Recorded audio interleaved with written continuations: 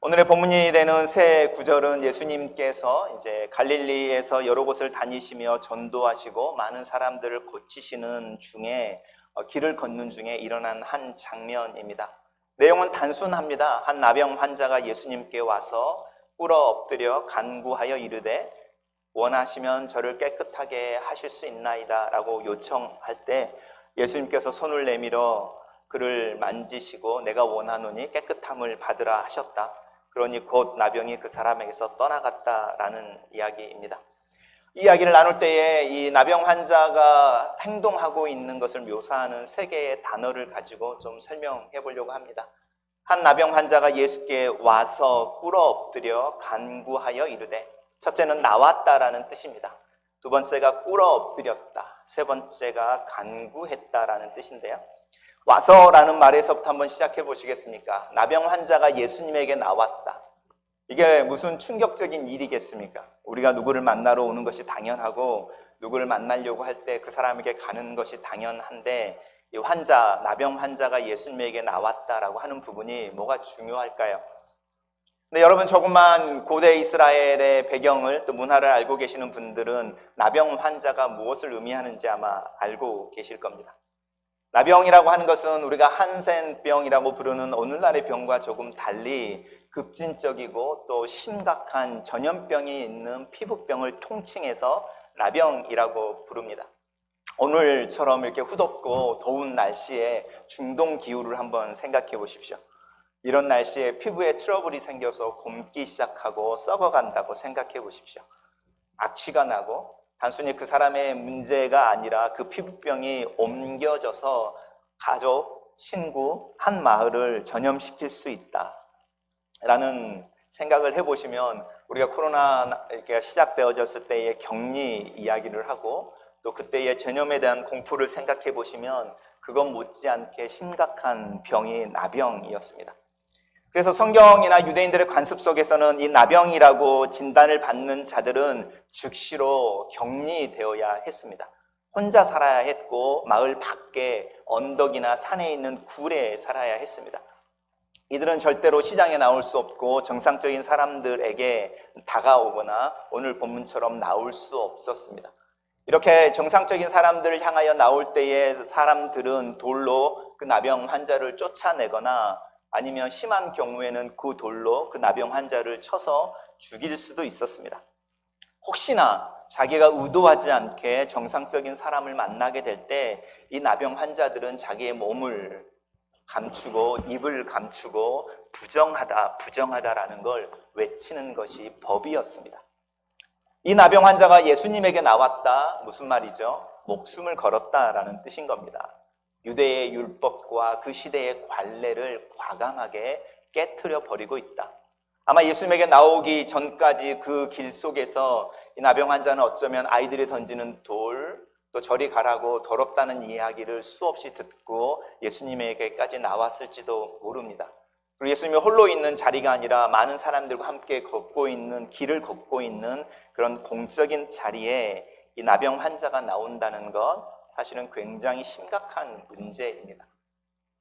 마치 코로나 초기에 코로나에 걸려서 격리된 사람이 자기를 학대하고 잘못 대한다고 몰래 나와서 자신이 살고 있는 아파트 엘리베이터 버튼에 자기의 침을 뱉었다든지 이런 기사 보신 적 있으시죠? 그런 것보다 훨씬 더 사회적인 문제가 될 수 있는 장면이 오늘 이 나병 환자가 예수님에게 나왔다라는 뜻입니다. 예수님에게 나왔다, 목숨을 걸고 나왔다, 생명을 걸었다, 뭔가 위급한 것, 간절함이 있다는 뜻입니다. 그리고 나와서 예수님에게 엎드려 경배했다라는 거죠. 꿇어 엎드려서. 성경에서 나오는 이 꿇어 엎드려는 경배한다라는 뜻이죠. 우리가 누구에게 우리의 몸을, 우리의 얼굴을 땅에 대며 우리를 낮추는지 한번 생각해 보십시오. 사극을 보거나 중세의 어떤 영화들을 보면 왕 앞에, 권력자 앞에 선 사람들이 자신을 낮출 때에, 자신을 낮추는 것을 표현할 때에 자기의 얼굴을 땅에 대는 것이죠. 이게 워십이라는 뜻입니다. 예배한다라고 하는 것은 나를 낮추는 것이고 상대를 높이는 것이 예배입니다. 이 사람이 나와서 목숨을 걸고 예수님에게 나와서 예수님을 예배하고 그리고 예수님에게 요청하는 게 있습니다. 원하시면 저를 깨끗하게 하실 수 있습니다. 자, 원하시면 저를 깨끗하게 하실 수 있습니다. 어디에 방점이 찍힐까요?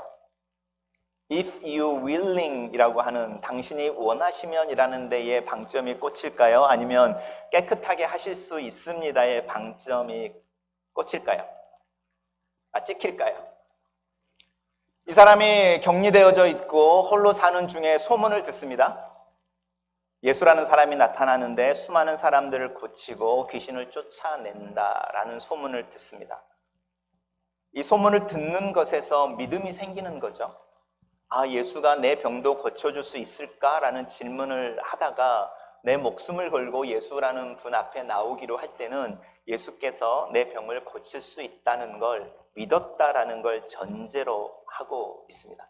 왜냐하면 내가 믿지도 않는데 실험해 보겠다. 그런 걸로 목숨을 걸지는 않습니다. 이 나병 환자가 자기 목숨을 걸고 예수님에게 나올 때 이미 이 나병 환자에게는 믿음이 있었는데 예수의 능력이 내 병을 고치기에 충분하다라는 겁니다. 성경에서는 이것을 믿음은 들음에서 난다라고 말합니다. 우리가 어떻게 예수를 믿는지 또 교회에 나오는지를 생각해 보십시오. 우리도 이 분리되어져 있던 격리되어져 있던 나병 환자처럼 예수님에 대한 많은 소문을 듣게 되었습니다. 왜 요즘 많은 사람들이 교회로 나오지 않기로 결심하는지 한번 생각해 보십시오.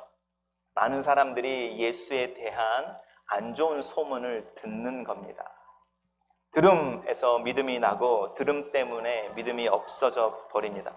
이 나병 환자는 들으면서 예수님이 자기의 능력을, 그분의 능력으로 자기의 나병을 고칠 수 있다라는 확신에 들었고, 그래서 자기의 목숨을 걸고 사회적인 법, 균례를 깨고 예수님 앞에 나와서 엎드려 예수님께 이야기를 하고 있는데, 그 이야기의 핵심이 나를 고쳐주십시오에 있는 것이 아니라 당신이 원하면이라는 겁니다.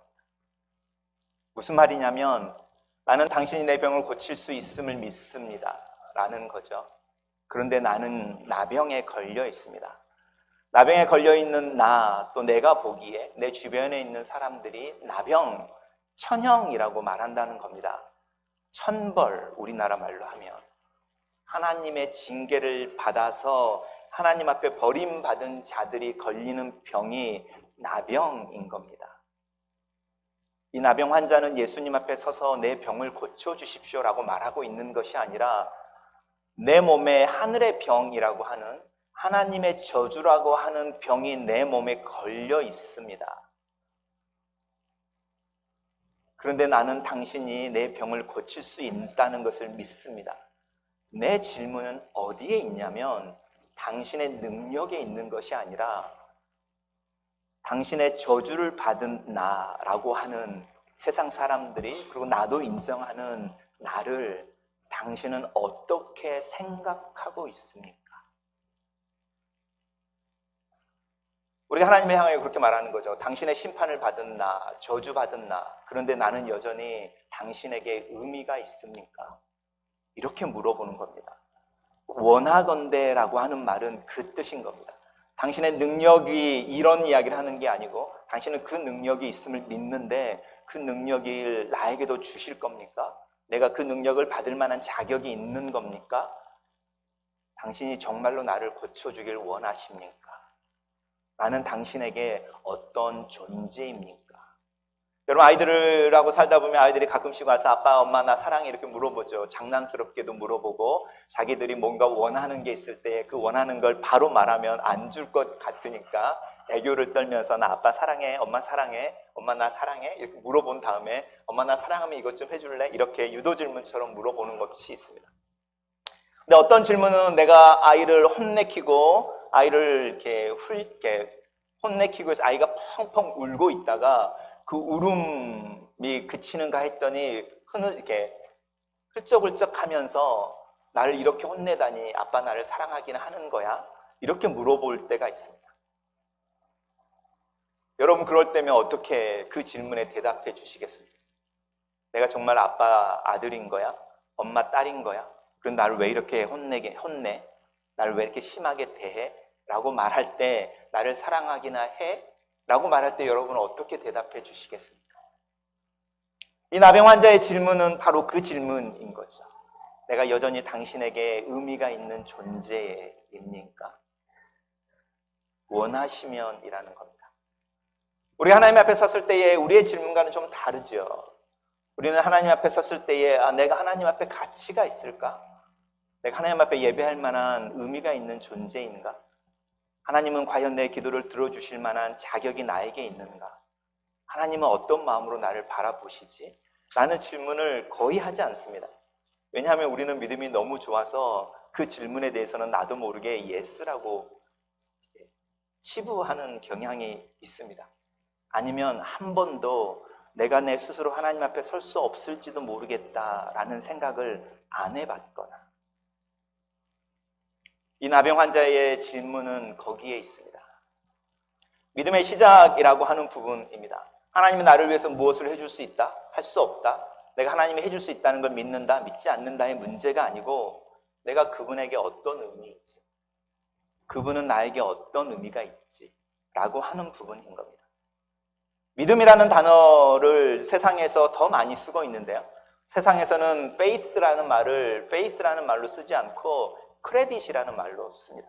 제가 holy라고 말하는 거룩이라는 단어를 세상에서 훨씬 많이 쓰는데 그것은 거룩하다라는 단어로 쓰지 않고 은행에서 돈을 인출한다라는 의미가 거룩이라고 말했죠. 여러분, 거룩을 인출한다, 돈을 예금해서 현금을 찾는다고 생각해 보시라고요. 우리가 거룩한 존재다. 하나님의 세상에 있는 수많은 사람들 중에 캐시를 뽑은 거죠, 우리를. 그리고 쓰시려고. 이게 거룩하다는 뜻입니다. 믿음이라는 것도 마찬가지입니다. 믿음이라고 하는 것은 내가 누군가와 계약을 맺는다는 겁니다. 동업을 하기로, 아니면 가게를 사고 팔기로, 집을 사고 팔기로.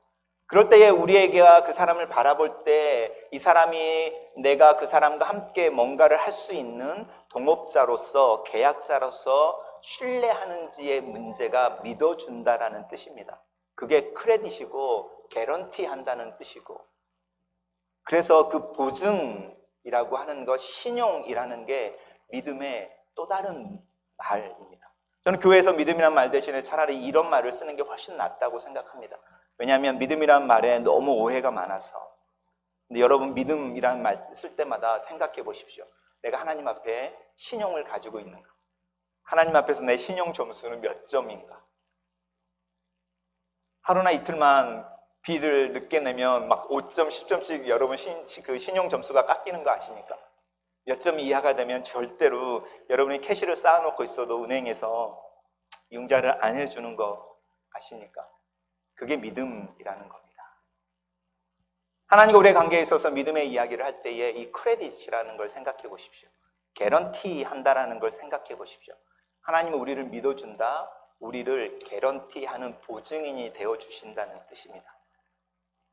그러니까 하나님과 우리가 어떤 일들을 같이 한다는 뜻이 바로 이 믿음에 있는데, 나병 환자의 예수님에게 나오는 것, 자기를 꿇어서 낮추는 것, 그리고 나를 고쳐주십시오 라고 말할 때 이 나병 환자의 초점은 크레딧에 있습니다. 나는 여전히 당신에게 융자를 받을 만한 충분한 신용 점수를 가지고 있습니까? 원하시면 나를 고쳐주실 수 있습니다. 예수님이 그 질문에 대답을 해주는 겁니다. 예수님의 그 질문이 대답이 뭔지 아시죠? 손을 내밀어서 그 나병 환자를 만지는 겁니다. 나병 환자를 만진다는 게 어떤 의미일까요? 나는 부정하다고 외쳐야 되는 그 사람을 내가 만지면요, 나는 그 사람과 동일하게 부정해주는 겁니다. 단순히 그 사람이 가지고 있던 급성 전염병의 피부병이 나에게 옮겨지는 위험, 그 전에 스쳤다는 이유 하나만으로도 나는 하나님 앞에 설 수 없는 부정한 사람이 되는 겁니다. 그래서 그 사람은 그로부터 일주일 동안 하나님 앞에 나아갈 수도 없고, 하나님 앞에 제사를 지낼 수도 없고, 하나님 앞에 기도할 수도 없고, 자신이 정결해지기 위해 그 사람 또한 격리해서 일정 시간을 보낸 후에야 하나님 앞에 나올 수 있는 겁니다. 네가 부정하냐? 나도 부정해 라고 말하는 겁니다. 네가 더럽다고 사람들의 지탄을 받느냐? 나도 지금 너를 만짐으로 그런 상황이 됐어. 네가 네 스스로를 나병 때문에 천벌을 받았다고 믿느냐? 나도 너와 함께 그 천벌을 받은 사람처럼 네 옆에 있겠다라는 겁니다. 이것을 돌아온 탕자의 비유에 가면 아버지의 유산을 가지고 흥청망청 다 쓰고 돌아오는 그 아들을 향해 아버지가 하는 행위랑 똑같은 행위인데요. 성경을 읽어보십시오. 누가복음 15장에 보면 아들이 마을로 돌아올 때에 멀리서 아들이 돌아온 걸 발견한 아버지가 그 아들에게 채신 없이 막 달려가서 제일 먼저 하는 게 그를 껴안고 입을 맞추는 겁니다. 이 입을 맞췄다라는 것은 잠깐 이렇게 뽀뽀했다 이런 게 아닌 겁니다. 입을 맞춘 채 오래 있었다라는 뜻입니다. 입을 맞춘 채 오래 있었다. 그 입이 얼마나 더러운 입입니까? 내가 살아있는데 살아있는 나를 향하여 죽은 사람 치고 당신의 유산을 주십시오라고 말했던 입 아닙니까? 그 입을 당신의 입으로 맞추는 겁니다. 유대인인데 돼지를 치고 돼지가 먹는 열매를 먹으면서 유대인의 정체성을 잃어버린 행위를 했던 바로 그 입이지 않습니까?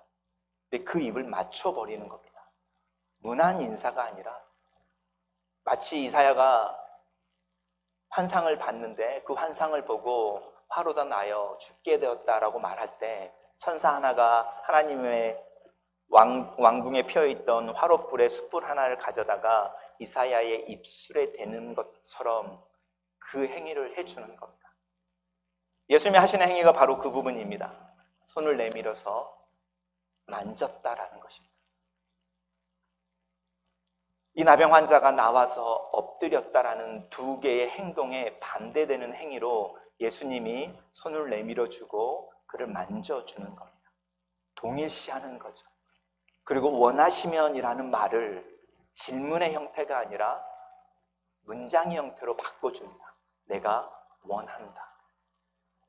아까 혼나고 와서 훌쩍거리면서 엄마 나를 사랑하기나 하는 거야? 나한테 왜 이래? 라고 말하는 그 아이에게 여러분 뭐라고 말해줄 수 있겠냐? 그럴 땐 다른 말이 없죠. 그 아이 안고 같이 울어준다든지 아니면 내가 너를 사랑하지 라고 말해주는 거.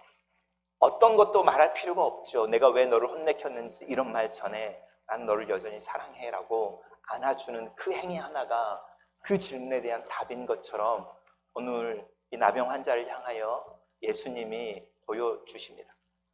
우리는 예수님에 나갈 때 그분의 능력에 초점을 맞춥니다. 그래서 ask, seek, knock 이런 이야기를 하면 우리는 그걸 다 구한다라고 듣습니다.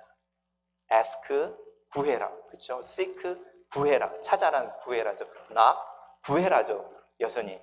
근데 여러분 ask라는 말에 제일 먼저 나오는 말이 무슨 뜻인지 아십니까? 질문한다는 뜻입니다. seek, 질문하는 겁니다. knock 하는 거예요. 사실은 질문하는 거죠. 내가 들어가도 되겠습니까?가 knock이잖아요. 우리가 하나님 앞에 나아갔을 때에 기도한다라고 하는 것은 하나님의 능력에서 뭔가를 얻어내겠다라는 뜻 전에요. 질문하는 것에 의미가 있습니다. 여러분 하나님에게 어떤 질문을 던져보셨습니까? 나병 환자는 하나님에게 나와서 그 질문을 던지는 겁니다. 나는 여전히 하나님에게 의미가 있습니까? 내 몸에 당신의 벌이라고 하는 그 병을 가지고 있는 나. 그 나는 여전히 당신 앞에서 당신의 은혜를 받을 수 있습니까? 라고 묻고 있는 겁니다. 예수님은 하나도 머뭇거리지 않습니다. 그 질문에. 여러분 우리가 기도할 때에 이 질문을 던져보십시오. 나는 당신에게 어떤 의미가 있습니까? 특별히 내 삶이 힘들고 어렵고 내 상황이 어려워서 이 세상에 나 혼자인 것처럼 느껴질 때, 내 마음을 아는 사람이 하나도 없지라고 느껴질 때 그분을 향하여 질문을 던져보십시오. 수많은 사람들이 나를 향하여 손가락질하며 너는 벌을 받은 거야 라고 말하는 그 상황에서 여러분 그 손가락을 보지 말고 하나님을 향하여, 하나님도 나를 향하여 손가락질 하십니까? 질문해 보십시오. 우리의 믿음이라고 하는 부분이 어디서 시작되어지냐면 이 질문에서 시작되어지고, 이 질문은 내가 당신과 함께 당신이 내민 계약서에 나를 사인할 만한 사람이라고 인정해 주십니까? 라는 부분인 겁니다. 우리가 잘 아는 아브라함과 하나님의 관계 속에 이 계약이 완성되어지고 너는 진정한 내 파트너다 라는 말을 듣는데 아브라함은 25년이라는 시간이 걸렸습니다.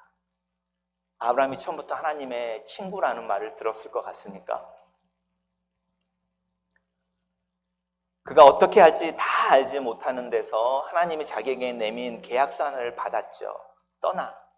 내가 너에게 주겠다는 약속의 땅으로 가. 내가 너랑 함께 해줄게.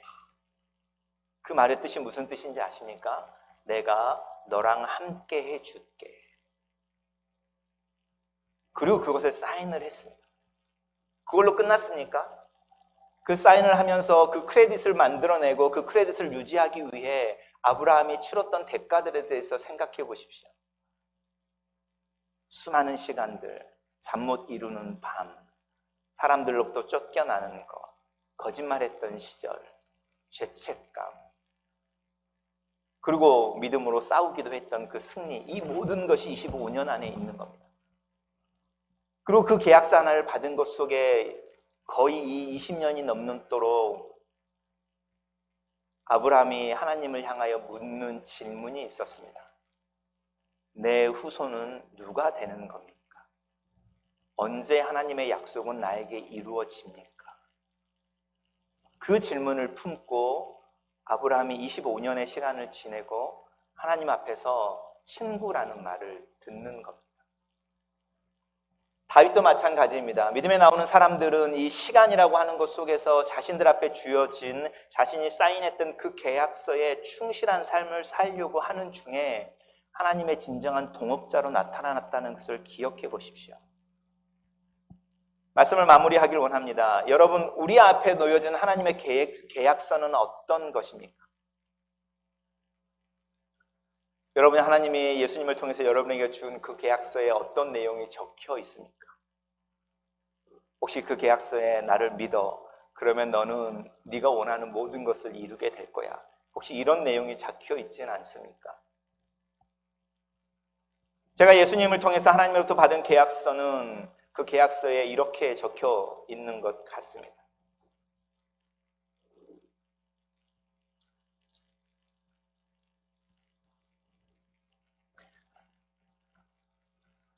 제 계약서입니다. 제가 하나님으로부터 받았다고 생각하는 계약서입니다.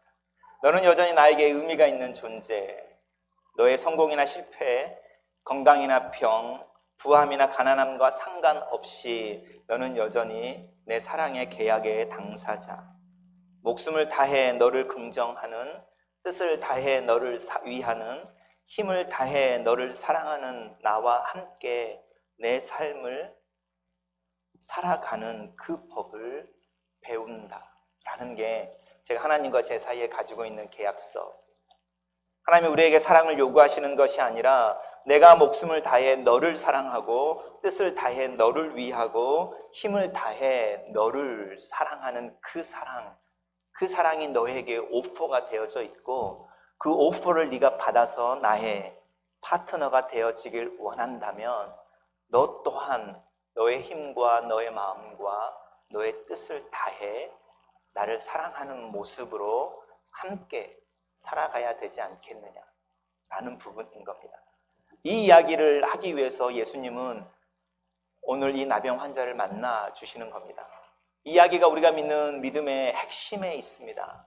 하나님의 능력이 내게 나타나 어떤 문제가 해결되어지는 것 그 전에 하나님이 나를 믿어주신다. 그래서 나도 하나님을 믿어주겠다. 그리고 서로를 믿는 파트너가 함께 뭔가 내 삶에 할 수 있는 게 없을까? 그것이 우리가 하나님 앞에서 물어봐야 하는 질문이고 ask, seek, knock. 앞에 있는 자를 이렇게 합치면 다시 ask가 되죠. 우리가 기도해야 되는 내용입니다. 예수님은 이것을 너희는 먼저 그의 나라와 그의 의를 구하라. 그리하면 이 모든 것을 너희에게 더해 주겠다라고 말씀하십니다. 기도하겠습니다.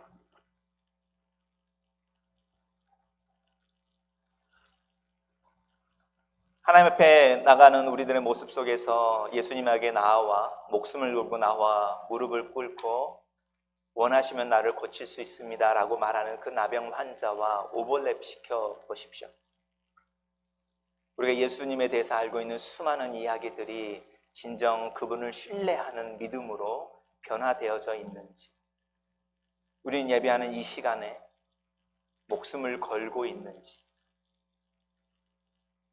그리고 하나님을 향하여 어떤 질문, 그분의 마음을 알고 싶은 그 질문을 가지고 예배 시간에 서 있는지, 만약에 내가 예수님을 믿는다 말하고 하나님을 믿는다 말하면서 내가 하나님 앞에 내가 하나님을 믿습니다 라고 말할 때 그 믿습니다 라고 하는 믿음의 내용은 뭐라고 내가 표현해낼 수 있을지, 우리 잠깐 묵상하며 침묵하는 가운데 하나님과 내 사이에 믿습니다 라고 말하는 그 믿음이라는 계약서에 나는 하나님이 어떤 분이심을 믿습니다, 그리고 내 삶 속에서 나는 그 믿음으로 어떤 삶을 살기를 원합니다 라고 적고 싶은지 한두 문장을 한번 만들어 보십시오.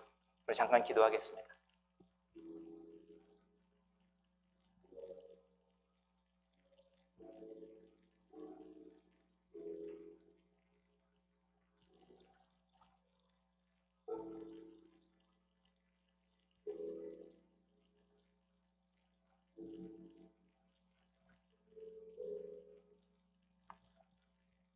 성령님, 우리의 마음에 운행하시옵소서. 우리의 마음의 눈을 열어주셔서 우리가 들고 있는 우리의 믿음이라는 종이에 우리가 무엇을 적고 있는지를 보게 하시옵소서. 우리는 무엇을 믿고 있는지, 또 하나님의 어떤 부분을 신뢰하고 있는지, 또 어떤 부분에 대해서 원망이나 또 우리의 마음을 숨기고 있는지 하나님은 저희로 하여금 보게 하시옵소서. 네가 부정하냐? 그럼 나도 부정해지지. 네가 벌을 받고 다른 사람들의 손가락질을 받느냐? 내가 네 옆에 서서 너랑 동일하게 그것을 받아주마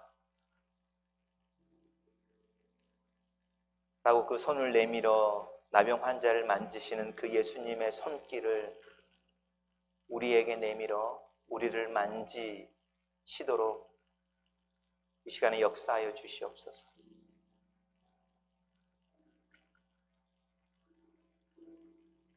그렇게 자신을 동일시하게 할 때에 예수 그리스도 안에 있었던 그 불쌍히 여기신 그 감정을 저희들도 알게 하시옵소서.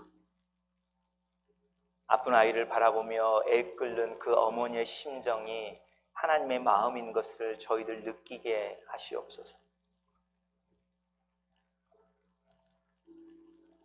내 사랑하는 자를 고통스럽게 하고 힘들게 하는 그 병과 그 병의 원인에 대해서 의롭게 화를 내고 분을 품고 있는 그 마음이 하나님의 마음인 것을 저희들 이 시간에 알도록 저의 마음을 열어주시옵소서. 하나님 아버지, 우리의 믿음을 새롭게 하시옵소서. 하나님의 능력 이전에, 우리의 문제 해결 이전에 하나님 우리를 향하여 이 사랑과 의로운 분노와 하나님의 그 애잔한 마음을 저희들 먼저 알게 하시옵소서. 그리고 저희를 먼저 믿어주시고 저희를 향하여 우리 함께 뭔가 해보자, 함께 살아보자 라고 계약서를 내밀고 계시는 주님을 발견하게 하시옵소서. 그리고 우리 어떤 것도 요구하지 아니하시고 너 네 자신이면 돼 라고 말씀하시는 그분 앞에 우리의 자신을 내어놓을 수 있도록 우리의 믿음 없음을 도와주시옵소서. 예수님 이름으로 기도합니다. 아멘.